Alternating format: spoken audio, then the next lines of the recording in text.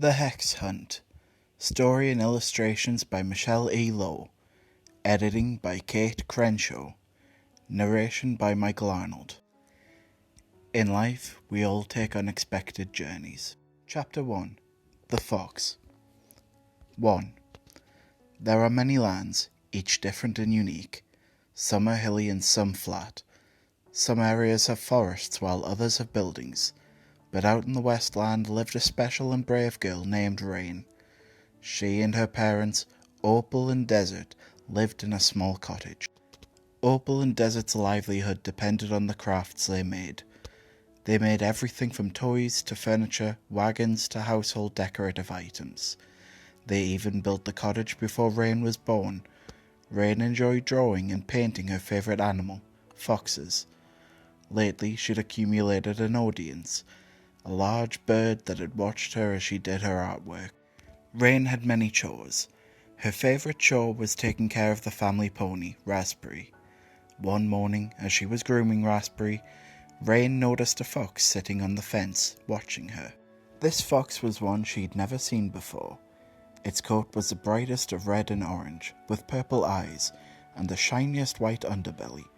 Rain tried to approach it, but it darted off into the forest. The following day, Opal and Desert packed up their wagon ready to sell their crafts at the annual Starshine Arts and Crafts Fair. Usually Rain went with them, but she asked to stay behind, and in exchange she'd keep the cottage neat and the fruit garden well attended to. After some consideration, Opal and Desert decided that their daughter was old enough to stay by herself. They kissed her goodbye and headed on without her. In truth, Rain wanted to try finding the fox. To her surprise, though, the fox came to her. "Hello," said the fox, in a young girl's voice. Rain lost her voice. Did she just speak to me, or have I gone round the bend? "No," said the fox, without moving her mouth. "Your mind is perfectly sound. My name is Sage. You're Rain, correct?" Yeah. "How is it that you're talking?" "I don't speak. I'm using telepathy. Meaning I can speak to you only by using my mind. Animals can't actually talk, even if they are magical." "You're magical?" Rain gasped. Sage cocked her head sideways and said, "You ask a lot of questions, and time is limited. We must leave immediately." "Leave?" Rain questioned. "Leave where?" "Again with the questions," Sage grumbled. "You're wasting time. Come, I'll explain everything on the way." "On the way where?" "I don't know yet, but I'm sure our destination is miles away, so let's press on," Sage urged, turning to leave. "Wait, I have a promise to my parents. I'll keep the house neat and the fruit garden attended to. The cottage will be capped with dust. Weeds and animals will consume our food." With a huff, Sage asked, "I noticed yesterday that you have a scarecrow in the garden." Rain became bewildered. "Yes. Why?" "You'll see." Rain led the fox to the scarecrow, straining to hold back her inquiries. When they reached the scarecrow, Sage said to Rain, "Repeat after me. Das Aligment." "Das what?" "Das Aligment," Sage repeated more slowly. "Hurry, time isn't on our side." Rain breathed in deeply until her lungs filled with the country's sweet air and said, "Das Aligment." Rain didn't know what to expect, but after saying the strange words, she felt an electric flutter, starting from her core and rising to the surface of her skin. It seemed that those words were more than just words. The sensation was so great she nearly failed to notice the scarecrow freeing itself from its post. Once again, it stumbled a bit on its wobbly straw legs before hurrying inside the cottage. Rain was mystified. Moments later, the scarecrow came back with Rain's bag, packed with her things. "There," said Sage, as the scarecrow handed Rain the pack. "Your home is in good hands now. The scarecrow will keep everything in order during your absence. Let us bear your way." Seeing the animated scarecrow rendered Rain mute. She was so shocked that they had already set off on their journey before the realization of what happened finally reached up to meet her. How did this happen? What did I say back there? You spoke an ancient spell song. You invoked a temporary life spell. I bring you to life to provide services needed. You mean I set a spell? Wow! So what are you? I'm a servant of a great and powerful sorceress. She has sent me on a quest to find a spell that has escaped her, and drive it back to her island of the sleeping volcano, but I can't do it alone. Since my arrival to this land, I've been searching for someone brave and stout-hearted. That someone is you, Rain. Me? But I'm just a kid. I've observed you since I came across your cottage yesterday. I sense the strength and courage within you. But what is a servant of a powerful sorceress in need from me? What is the spell we are chasing? My master is working on a protecting spell, one to use as a dangerous weapon meant to be used in the face of adversity. But the spell turned against her instead, creating mischief on our home island. It had gone from being a protecting spell into a curse, or a hex if you will. So why do you need my help? Before the hex escaped, my master developed a spell code written in the language of magic. This spell code keeps the hex anchored in one place of its choosing, otherwise the hex would continue to drift from one place to another, causing havoc to many. The spell code was also designed to pull the hex back toward the island of the sleeping volcano every time it's read aloud. Aloud? Is that what you need from me? To read off the spell code? Yes. As I said, animals, even magical ones, cannot physically speak. I need your voice to visibly articulate the spell code or it won't work. If you can't speak, how can you, telepathy? Sage cut in. Because my master created me this way. Created? Rain pounced on the word. You mean you're not real? I'm real, Sage retorted. I just wasn't brought into the world the same as most living things. I didn't mean anything by that, Rain explained. We're wasting time. Let's move forward. Rain felt bad for what she said, and as they continued, the two didn't speak.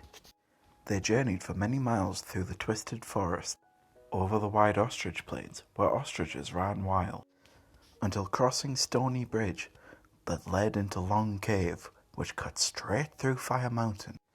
Inside Long Cave were thousands of firestones, illuminating the tunnel in a radiant amber glow.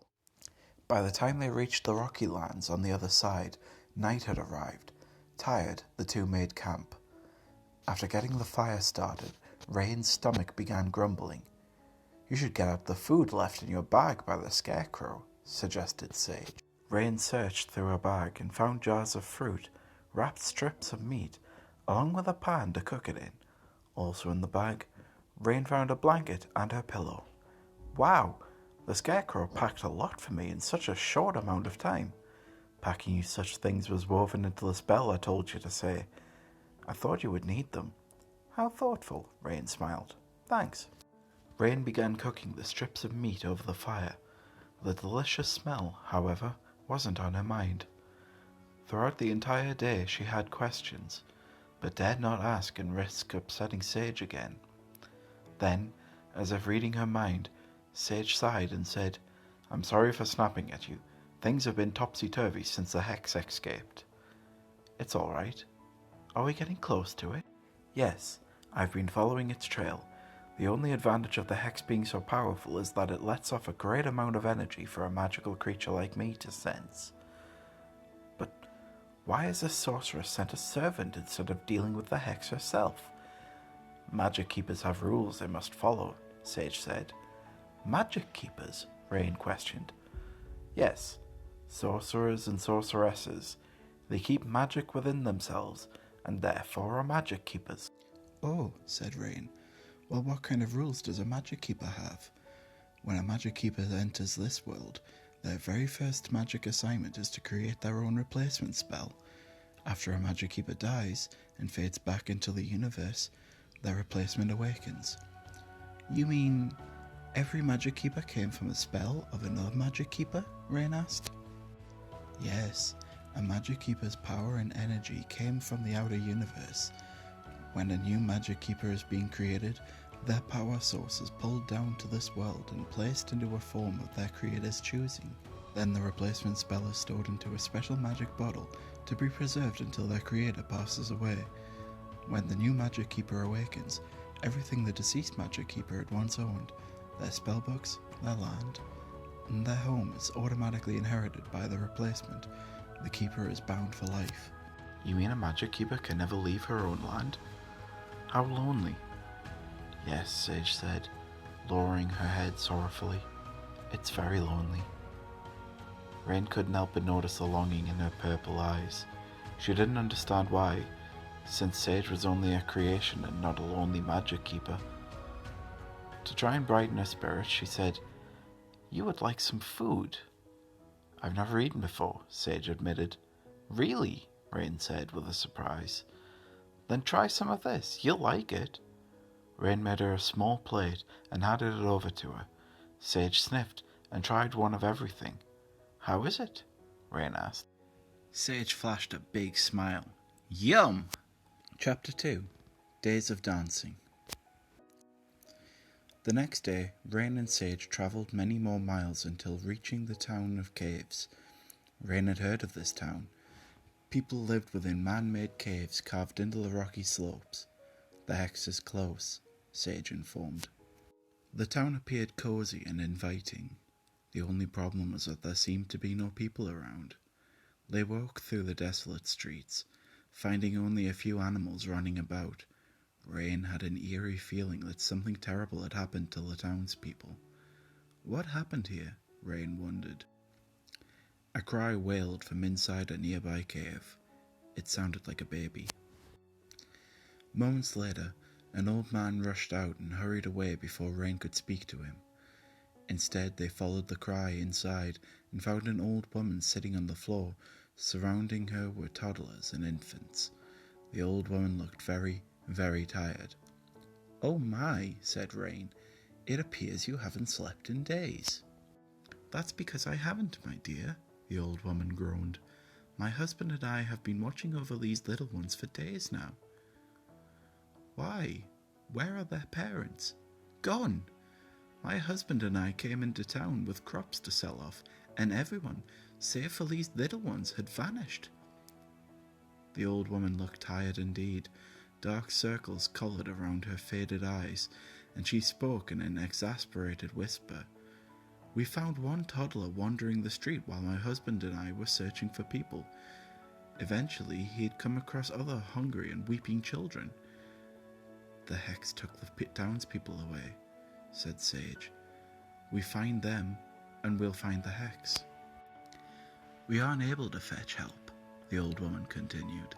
"The next town is so far away, and we're too old to travel with all these babies. Oh, Mr. Cod, what have you done?" "Sorry?" Rain inquired. "Who's Mr. Cod?" "He's the wealthy hermit living alone in his chateau," informed the old man, holding changing wipes and baby milk. "I went there for help, but I didn't even step one foot into his property, for a dark cloud hovered over his entire estate. I suspected something strange happening inside the chateau, so I left." "Where is this chateau?" Rain asked. "Follow the road that cuts through the rocky slopes. You can't miss it." Both Rain and Sage rushed back into the empty road and ran out of town. "Do you think the Hex and the townspeople are at Mr. Cod's chateau?" "It seems that way." "We'll know for sure once we're there." It didn't take long before they reached the chateau. The old man in town was right. There was no possible way to miss it. The gloomy cloud that the old man spoke of hovered extremely low. It was the most unnatural thing Rain had ever seen. "It's here," Sage said. "We must find the spell code." Rain became nervous as they crept to a window near the back. Every living thing that the cloud shadow touched seemed sick and dying, as though the life were being drained from them. Sage looked inside one window. "Rain, look!" Rain peered in and gasped. Inside of what looked like a ballroom were the townspeople moving around. It was almost as if they were dancing. "Why are they dancing?" "They're under the Hex's control," Sage explained grimly. "Since it's stuck here, it seeks entertainment. It must have put these people in a trance, forcing them to leave their homes and come here. They don't even realize they've been dancing for days. How do you know they've been dancing for days? I can tell by the sores on their feet and by their swollen ankles. Rain cringed at the sight of these poor people. Some looked no older than 6, dancing mindlessly, unable to stop their torment. A man appeared. He wasn't dancing, but instead strolled through the animated crowd, commanding, "Dancing! More dancing!" "The hex is channeling itself through that man," said Sage. "Once a spell is recited, he and the others will be freed." Without a moment's hesitation, they hurried round the chateau until finding a cellar door. Inside, the coal blackness was thick. "I can't see," Rain complained. "Repeat after me. Esk Toknox." Rain took a breath and said, "Esk Toknox." A light appeared before her. It startled her so much she almost failed to notice another magical charge fluttering within her. "That's amazing," she said as Sage went on. "Is it? It's simple magic." Regardless, Rain thought it was very neat, especially when the light glazed over into different colours. "Where do you think the spell code is?" she asked. "We're getting close. I can sense it." Above their heads, the wood creaked from the spellbound dancers. They walked through a wine cellar where 3 rat skeletons sat in front of a wall with strange writing carved into it. It appeared they were guarding it. "Be careful," Sage advised. "If those rats scratch or bite you, you'll fall into a forever sleep." The sight of the rat skeletons filled Rain with fear. Then the skeletons rose to their bony feet and charged. "Quick, say Loch Paré," Sage ordered. Rain's fear had blocked out her words. The rat skeletons leaped into the air toward her face. "Say it!" Rain shut her eyes and shouted, "Loch Paré!" A few moments later, she opened her eyes to see the skeleton suspended in the air, inches from her. "Now that's amazing," said Sage. "On account that I wasn't sure if it was the right spell." Rain shook off her fear, replacing it with anger. "What do you mean, on account that you weren't sure it wasn't the right spell? Don't you know what you're doing? What's with you? It worked, didn't it? But take heed that the hex will take greater measures to protect itself from us. Now, pay attention. This is a spell code my master constructed. It must be recited perfectly, or else the hex will be released and free to wander wherever it pleases." "What? You never mentioned that before." "Listen carefully and repeat after me." Rain listened intently and repeated the 3-line spell code. When finished, she waited nervously. "Tonksev Yuja Keplu, Vusjik Bitala Gugnat, Motor Hestfa Pata." Did it work? Following her question, light shone through the craving of the spell words until vanishing completely. When they did, loud thuds thumped upstairs. Rain and Sage raced up to the ballroom to find the townspeople on the floor, moaning in agony as if they were released from the hex's grasp. The man who had commanded the endless dancing was now levitating in the air.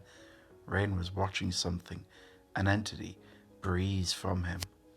This entity had smouldering eyes that targeted solely on her. Then it flew through the ceiling and everything brightened as a cloud left with it. Sage raced to a nearby window and watched it fly away. "What happened?" asked the man, dazed and confused. "Are you Mr. Cod?" Rain asked. "Indeed," Mr. Cod responded, scanning over the injured people in his ballroom. "What are all these folks doing here? What's happened to them?" "You and these townspeople were under a spell," Rain explained. "It made everyone dance for days." Mr. Cod stood with his hand over his chest. "Oh, those poor souls! I'll go fetch my personal physician. He lives but half a mile from here." "You best hurry," Rain advised. "There's an old couple in town watching over a bunch of babies missing their parents." "The hex is gone," Sage announced. "We need to find out where it went." "Did that fox just speak?" asked Mr. Cod. "Oh, she's a magical fox," explained Rain. "And she doesn't speak. She uses telepathy." "I saw the hex go east. What is out that way?" Sage asked Mr. Cod. "There's lots of things," he answered, rubbing his chin. Several towns and a handful of farms. Oh, the hex could be anywhere, Sage moaned. It's too far for me to sense its location. You could use my spyglass, offered Mr. Cod. It may help locate this wicked thing. Come, let's make haste. I must retrieve my physician. They went up to Mr. Cod's study, where he had all sorts of strange and wondrous things, including a very, very large spyglass. You like it? I made it myself, said Mr. Cod proudly. You can see for miles and miles. I bet, said Rain. Mr. Cod cranked his spyglass eastward. Wherever this hex has gone, you ought to see it. Sage peered into it. Far away, high buildings rose from the earth. What's that place, with all those tall structures? That's the industrial city. That's where all the so-called modern folk live. It sits by the sea. That's where the hex has gone, Sage said. Come, Rain. Rain, however, was exhausted. She just knew she wouldn't be able to walk another mile, much less many miles. But before she had a chance to say anything to Sage about it, she had already ran out of the room. Sage ran swiftly down the windy path, while Rain lagged behind. When Sage noticed, she called out, "Why do you walk? Pick up the pace, you silly girl." "I can't," Rain huffed. "I'm so tired, and I can't possibly travel so far on foot." Sage studied Rain's weariness and said, "I'm sorry, I forget you are but a mere girl. No worries, I have a solution." Rain then witnessed the most remarkable thing she'd ever seen. Sage leaped high into the air and morphed from Petty Fox into something completely different. A Grand Clydesdale Pegasus! You turned into a Pegasus? I can transform into any animal I wish, or in this case, what animal is needed. Get on. What do you mean by what animal needed? It wasn't a coincidence that I came to you as a fox. I knew foxes were your favourite creatures from your drawings and painting. You were that bird, weren't you? Said Rain, remembering the large bird that seemed to observe her artwork. Yes, I had been in the air when I spotted you drawing in your yard. I transformed into a fox in hopes that you'd be more willing to join me, and now that you're in need of a lift and we have to reach the city quickly, I am now a Pegasus. That's amazing. You think it's amazing as well? Sage snorted. Wow, you're really easily entertained, aren't you? Hang on tight. Rain grasped onto Sage's long mane just as she spread her colourful, large wings and took to the sky. In the next adventure. After defeating the hex inside Mr. Cod's chateau, Rain and Sage journey to the industrial city to discover that the hex has turned it into a polluted and horrible place. Fortunately, they meet a young boy named Jaden, who becomes a valuable friend. When they locate the hex, they manage to drive it out to sea. The three find passage on board Captain Nadzuko's ship. They believe all to be well. However, the hex has gotten much more powerful, and it tries stopping our heroes from pursuing it any further. Will Rain, Sage, and Jaden escape what the hex has in store for them? Find out in the next installment, The Hex Hunt, Surviving the Sea.